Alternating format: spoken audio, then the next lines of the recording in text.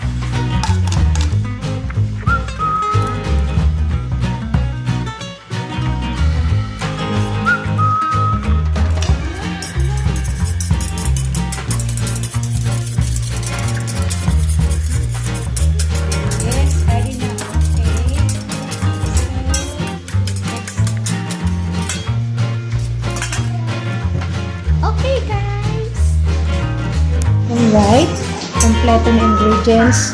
Ampalaya, sili. Ay, ampalaya na may sili, itlog, kamatis. Magic. The magic. Onion powder, garlic powder, ground pepper, patis, konting asin, and corn oil.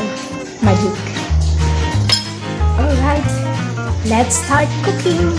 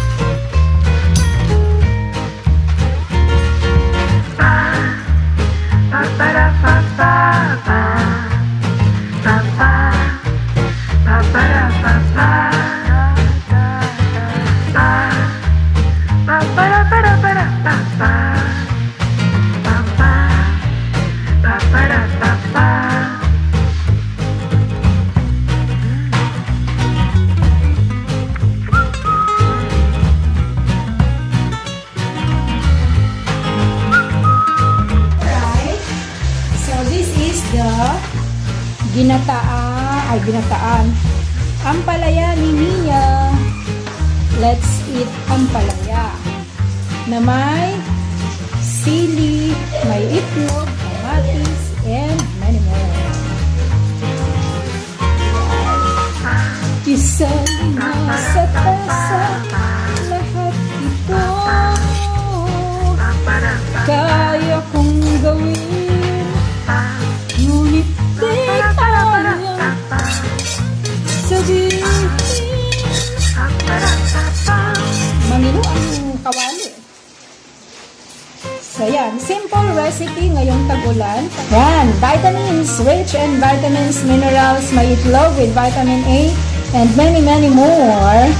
Vitamin C from the sili and from the ampalaya and everything, and also from the kamatis and English tomato. Yeah.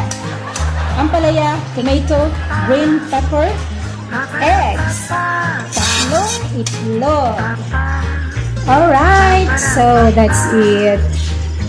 Umusok-usok pa.